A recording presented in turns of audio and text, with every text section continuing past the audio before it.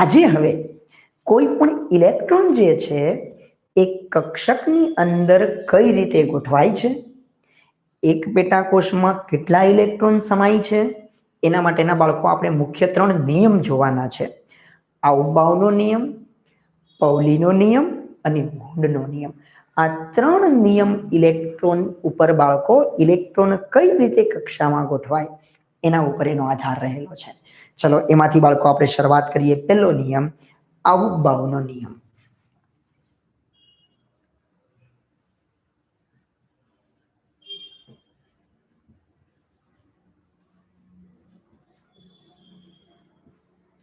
વિદ્યાર્થી મિત્રો, આઉબાઉ એટલે ગોઠવણી એવો શબ્દ થાય છે. અહીંયા આપણે આ નિયમ ઇલેક્ટ્રોનની ગોઠવણી માટે લાગુ પાડવાનો હોય છે. તો આપણે ખૂબ જ સરળ રીતે હવે અહીંયા જોઈએ તો કે જ્યારે આપણે ઇલેક્ટ્રોનની ગોઠવણી કરીએ ત્યારે કઈ કક્ષામાં કેવી રીતે ઇલેક્ટ્રોન ગોઠવાય એ જોવા માટે ચલો સૌ પ્રથમ આપણે જોઈએ બાળકો 1s કક્ષક, બીજી લાઈનની અંદર બાળકો 2s અને 2p કક્ષકો હોય છે. ત્રીજી લાઈનમાં વિદ્યાર્થી મિત્રો 3s, 3p, 3d કક્ષક હોય છે. ચોથી લાઈનમાં 4s, 4p, 4d અને 4f કક્ષક હોય છે. પાંચમી લાઈનમાં 5s, 5p, 5d, 5f આગળની પણ કક્ષકો હોય પણ એની આપણે અત્યારે જરૂર નથી. પછી 6s, 6p, બાળકો 6d, 7s અને 7p. આવી રીતે આપણે કક્ષા ગોઠવીએ. હવે ખૂબ સરળ રીતે બાળકો સર્પાકાર રીતે જો આવી રીતે બતાવવાનું છે, આમ નીચે આવવાનું. હવે અહીંથી આમ નથી જવાનું, ફરી પાછું આમ ઉપરથી જ હરેક વખતે આમ નીચે આવવાનું. આ રીતે બાળકો કક્ષાઓનો ક્રમ ભરાતો હોય છે. 3d 4s 5p, 4d 5p 6s, બાળકો 4f 5d 6s 6p, એવી રીતે 5f 6d. આવી રીતે હંમેશા ક્રમ ભરાતો હોય છે. તો જ્યારે એક જ ઇલેક્ટ્રોન હોય તો કે હાઇડ્રોજન માટે, ચલો હાઇડ્રોજન માટે તમે જાણો છો બાળકો એક જ ઇલેક્ટ્રોન હોય ને, તો 1s ઉર્જા હોય.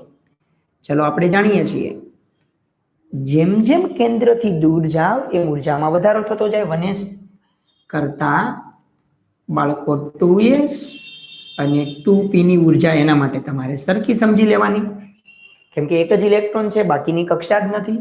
ચલો એના કરતા બાળકો 3s બરાબર 3p બરાબર 3d એની એ વખતે સમાન હશે, એના કરતા 4s વધશે. પણ આ ક્યારે? માત્ર હાઇડ્રોજન માટે.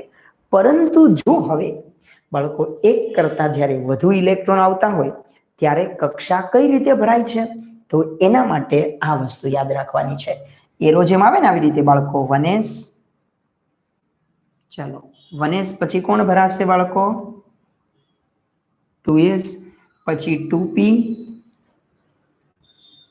પછી બાળકો 3s આમ થતી જશે, પછી આવે 3p 4s, 3p 4s, પછી બાળકો 3d 4p 5s, ચાલો 3d, પછી બાળકો 4p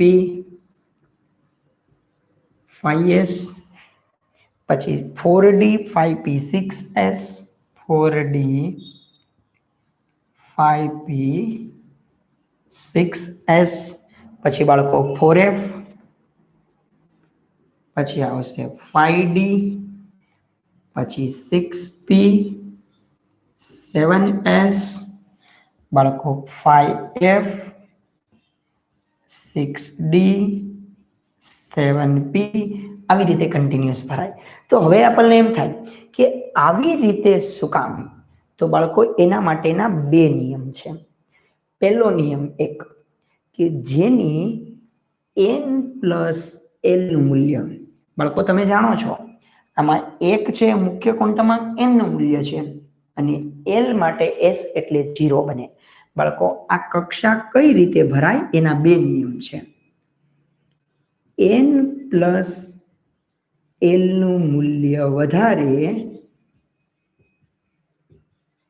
તેમ ઉર્જા વધારે. બાળકો આપણે જે ક્રમ ગોઠવો ને એમાં બધા નામે n પ્લસ l ના મૂલ્ય ગણીને દીધા છે. n પ્લસ l નું મૂલ્ય વધારે એમ ઉર્જા વધારે. પણ ઘણીવાર એવું બનશે બાળકો, જો n પ્લસ l નું મૂલ્ય સમાન હોય તો બાળકો ઘણીવાર એવું થશે કે બે કક્ષક માટે n પ્લસ l નું મૂલ્ય સમાન હોય ત્યારે શું? તો જેનું n નું મૂલ્ય વધારે તેમ ઉર્જા વધારે. બાળકો તો માત્ર તમારે n ના મૂલ્યને જોવાનું, જેનું n નું મૂલ્ય વધારે એની ઉર્જા વધારે. તો હવે આ નિયમ સમજવા માટે અહીંયા હું એક એક વસ્તુ બાળકો તમને કરાવું. જો ચલો અહીંયા આપણે n પ્લસ l ના મૂલ્ય બધાના ગણીએ તો 1 પ્લસ 0 બાળકો 0. જો હજી જે વિદ્યાર્થીઓને એસપી માટે અહીંયા તમને લખી દઉં, જો આપણે l નું મૂલ્ય ગણતા હોઈએ તો જો 0 હોય તો s કક્ષક, 1 આવે તો બાળકો p હોય, 2 આવે તો d, 3 આવે તો f. આ l ના મૂલ્ય મેં તમને અહીંયા લખી દીધા છે હો, આ l. ચલો 2s માટે 2 પ્લસ 0 બરાબર 2. બાળકો 2 પ્લસ 1 બરાબર 3. અહીંયા 3 પ્લસ 0 બરાબર 3. જો અહીંયા 3 p એટલે બાળકો 1, 3 પ્લસ 1 બરાબર 4. ચાલો 4 પ્લસ 0 બરાબર 4. બાળકો ત્રણેય લાઈન માટે 3 d હોય એટલે 2 એટલે 5. 4 પ્લસ 1 બરાબર 5. બાળકો 5 પ્લસ 0 બરાબર 5. અહીંયા લાઈન માટે ગણી લઈએ. ચલો 4 પ્લસ 2 બરાબર 6. બાળકો 5 પ્લસ 1 બરાબર 6. 6 પ્લસ 0 બરાબર 6 હશે. ચલો આ લાઈન માટે ગણો 4. હવે બાળકો f હોય ત્યારે 3. 4 પ્લસ 3 એટલે બાળકો 7. 5 પ્લસ 2 એટલે 7. 6 પ્લસ 1 એટલે બાળકો 7 અને 7 પ્લસ 0 એટલે 7 થશે. ચલો 5f. 5 પ્લસ 3 એટલે બાળકો 8. 6d એટલે 2 એટલે બાળકો 8 અને 7 પ્લસ 1 એટલે 8. હવે આપણે આ નિયમ જુઓ, n પ્લસ l નું મૂલ્ય વધારે એમ ઉર્જા વધારે. એટલે બાળકો ક્રમ બતાવું છું. ચલો સૌ પ્રથમ 1 એટલે 1s, એના કરતા કોણ વધ્યું 2 એટલે 2s. હવે બાળકો આ લીટી ઉપર જુઓ, એક લીટી ઉપર જે આવશે ને એ બધાના n પ્લસ l ના મૂલ્ય સમાન થતા હશે. જુઓ અહીંયા પણ 3 છે, અહીંયા પણ 3 છે. તો હવે શું જોવાનું બાળકો? ચલો હવે n જોવાનું. અહીંયા n નું મૂલ્ય 2 છે, અહીંયા n નું મૂલ્ય 3. હવે આ નિયમ જુઓ, n પ્લસ l નું મૂલ્ય જો સમાન હોય તો n નું મૂલ્ય વધારે તેમ ઉર્જા વધારે. તો ચાલો 2p માં n 2 છે, 3s માં 3, તો 2 કરતા 3 વધી ગયા એટલે 2p કરતા 3s નું મૂલ્ય વધી ગયું.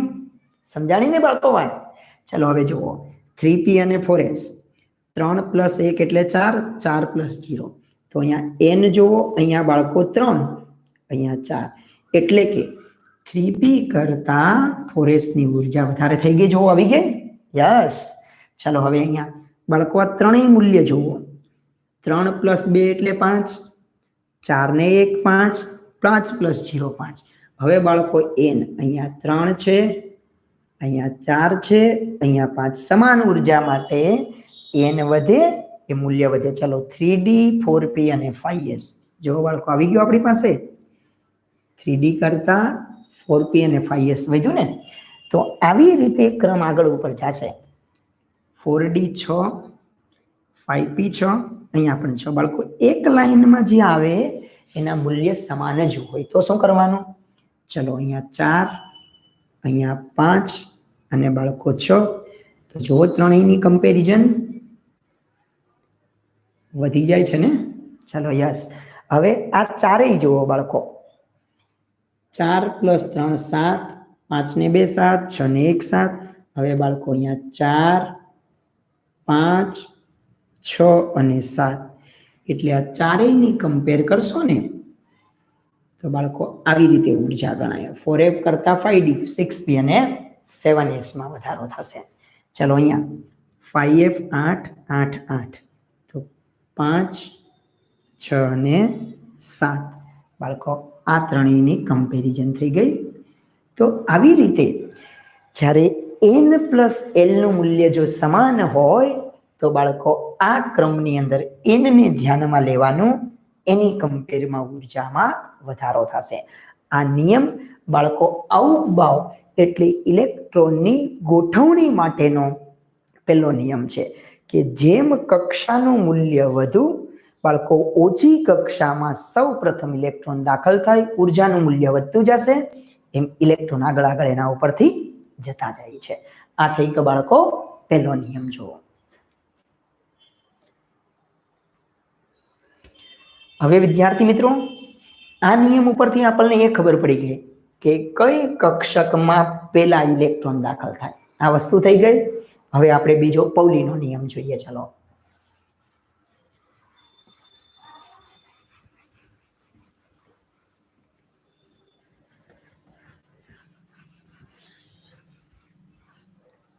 બાળકો, બીજો નિયમ છે પૌલીનો નિયમ.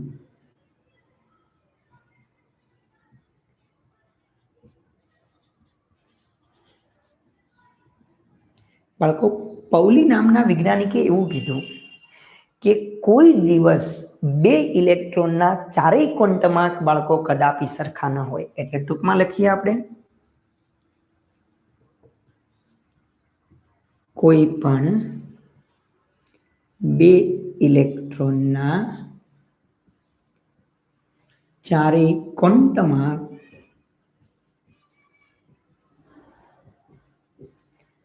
કદાપી સરખા ન હોય.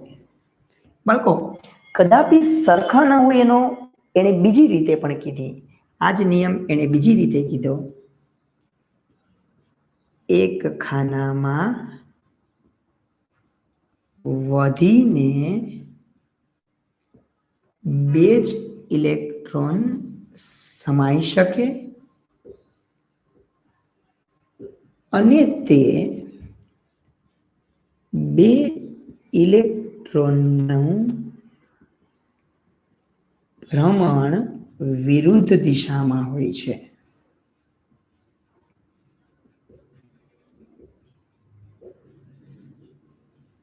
બાળકો આપણે જોઈએ. ચલો એક ખાનામાં, એક ખાનું એટલે કક્ષક. ચલો આપણે જોઈએ. દાખલા તરીકે S કક્ષક છે વિદ્યાર્થી મિત્રો. તો S કક્ષકમાં તમે જાણો છો એક જ પેટાકોષ હોય. બાળકો, પેટાકોષમાં પહેલો ઇલેક્ટ્રોન આવે ને તો એ હંમેશા ઘડિયાળની દિશામાં હોય, એટલે એનું મૂલ્ય બાળકો +1 થાય. અને બીજો ઇલેક્ટ્રોન આવે તો એ વિરુદ્ધ દિશામાં હોય, એટલે એનું બાળકો મૂલ્ય -1 થાય. એટલે એને શું કીધું, એક ખાનામાં મહત્તમ 2 જ ઇલેક્ટ્રોન સમાઈ શકે. એટલે કે S કક્ષકમાં જો એક જ પેટાકોષ હોય તો S કક્ષકમાં મહત્તમ સમાયેલ ઇલેક્ટ્રોનની સંખ્યા, ચલો મહત્તમ સમાયેલ ઇલેક્ટ્રોનની સંખ્યા બાળકો S માં કેટલી થાય? 2 જ થાય. જો બાળકો આપણે કહીએ કે ચલો P કક્ષક છે તો તમે જાણો છો ને P કક્ષકમાં 3 પેટાખાના હોય બાળકો. ચાલો 1 2 આ 3 બાળકો 4 5 અને 6. તો P કક્ષકમાં મહત્તમ સમાયેલ ઇલેક્ટ્રોનની સંખ્યા 6 થઈ ગઈ.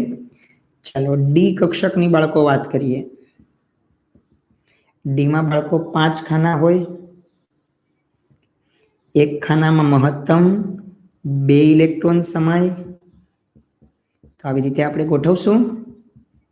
ચાલો તો મેક્સિમમ બાળકો 10 ઇલેક્ટ્રોન સમાય. એફ ની અંદર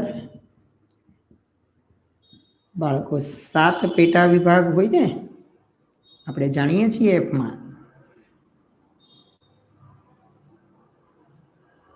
ચાલો, એક ખાનામાં મેક્સિમમ 2 ઇલેક્ટ્રોન. તો બાળકો અહીંયા આપણે કહી શકીએ કે ભાઈ એફ કક્ષકની અંદર મહત્તમ બાળકો 14 ઇલેક્ટ્રોન સમાય. પણ એની અંદર પણ બાળકો જે 2 ઇલેક્ટ્રોન હોય એ વિરુદ્ધ ભ્રમણથી હોય.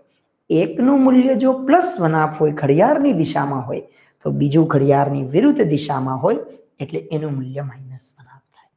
તો આવી રીતે પૌલીએ એવું કીધું, કોઈ પણ 2 ઇલેક્ટ્રોનના બાળકો જો આ દાખલા તરીકે હું એમ કહું કે આ જે છે એક ઉદાહરણ લઈએ. ચલો 1s માટે લઈએ આપણે 1s2. બાળકો આની અંદર આમ 2 ઇલેક્ટ્રોન છે. હવે બાળકો પ્રથમ ઇલેક્ટ્રોન માટે ચલો 4 ક્વોન્ટમાં ગણવા છે અને બાળકો બીજા ઇલેક્ટ્રોન માટે 4 ક્વોન્ટમાં ગણવા છે. જોજો હો. ચલો n, l, ml અને s. બાળકો પહેલા ક્વોન્ટમાંક માટે n નું મૂલ્ય 1 આવશે. બાળકો s છે એટલે l નું મૂલ્ય પણ 0 આવશે. ml પણ 0. બાળકો ઘડિયાળની દિશામાં છે એટલે થઈ ગયું +1. ચાલો બાળકો બીજા ઇલેક્ટ્રોન માટે ગણો. ચાલો ઈ જ ખાનામાં n નું મૂલ્ય 1, l 0, ml પણ 0. પણ હવે જોજો બાળકો હો, આ ઇલેક્ટ્રોન ઘડિયાળની વિરુદ્ધ દિશામાં છે એટલે થઈ ગયું -1. તો બાળકો અહીંયા આપણને કીધું ને કે કદાપી 4 ક્વોન્ટમાંક સરખા ન જ હોય, પેલા 3 સમાન થઈ ગયા, તો બાળકો ચોથો ક્વોન્ટમાંક એની અંદર શું થયો જોવો, જુદો પડે છે. તો હવે આવું જ બીજું ઉદાહરણ જોઈએ. ચલો દાખલા તરીકે બાળકો અહીંયા 2 હું જુદી જુદી કક્ષક લઉં. જોવો, એક 1s નો પહેલો ઇલેક્ટ્રોન લઉં બાળકો અને એક 2s કક્ષકનો પહેલો ઇલેક્ટ્રોન લઉં. ચલો તો શું? ચલો બાળકો n, l, ml અને s. બાળકો આના માટે n નું મૂલ્ય 1, l નું મૂલ્ય 0, m નું મૂલ્ય 0, s નું મૂલ્ય +1. ચલો આના માટે બાળકો n નું મૂલ્ય કેટલું આવે જોવો, 2 થશે. 0 બાળકો 0 અને +1. તો બાળકો અહીંયા કયો ક્વોન્ટમાંક અલગ પડ્યો? મુખ્ય ક્વોન્ટમાંક પડ્યો. તો કોઈ પણ કક્ષકની અંદરથી કોઈ પણ બાળકો 2 ઇલેક્ટ્રોનની વાત કરો તો એના 4 ક્વોન્ટમાં કદાપી સરખા ન જ થાય. એટલે બાળકો આને પૌલીનો નિષેધનો સિદ્ધાંત પણ આપણે એને કહીએ છીએ. બાળકો પછી આવશે ત્રીજો નિયમ, હુન્ડનો નિયમ.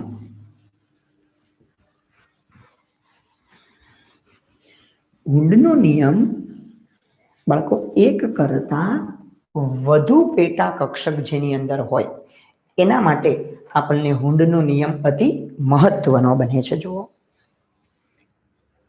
ત્રીજો નિયમ બાળકો, હુન્ડ નામના વૈજ્ઞાનિકે નિયમ આપ્યો હતો એટલે કહેવાય છે હુન્ડનો નિયમ. બાળકો હુન્ડનો નિયમ એવું કહે છે, ઇલેક્ટ્રોન એવી જ રીતે ગોઠવાય કે એનું ભ્રમણ મૂલ્ય વધુ થાય. કક્ષકોમાં ઇલેક્ટ્રોન એવી રીતે ગોઠવાય કે જેનું ભ્રમણ મૂલ્ય વધારે બનશે. બાળકો કઈ રીતે? તો આપણે જોઈએ, એસ કક્ષકની અંદર તો આપણે કઈ લાગુ નહીં પડે. આ વધારે પેટા કક્ષક હોય ને ત્યારે આવે. બાળકો એસ કક્ષકમાં એક જ ખાનું હોય.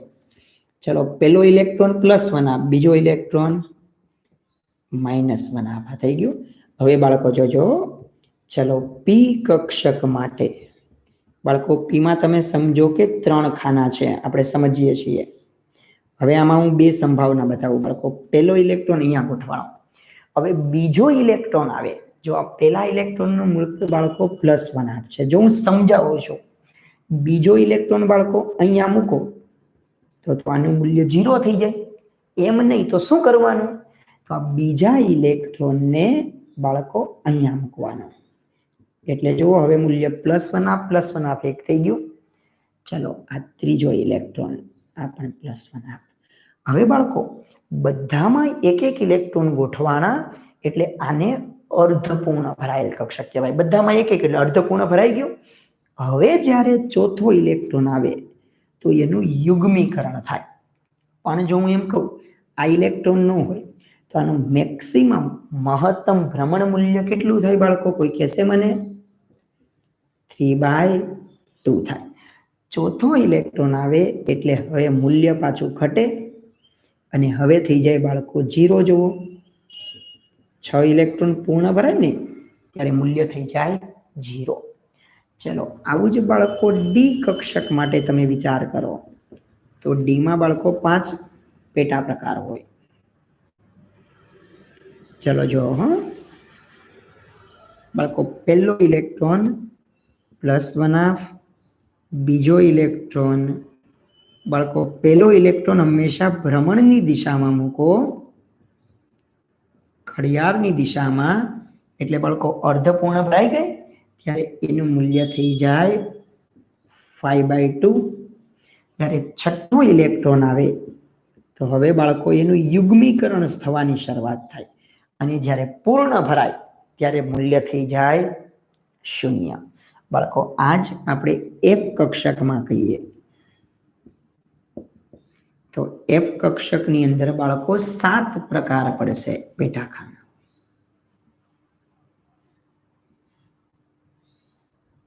ચલો બાળકો પેલાનું બધાનું +1,